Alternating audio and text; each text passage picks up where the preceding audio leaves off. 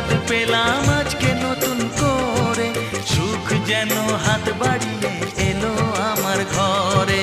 স্বপ্ন আমার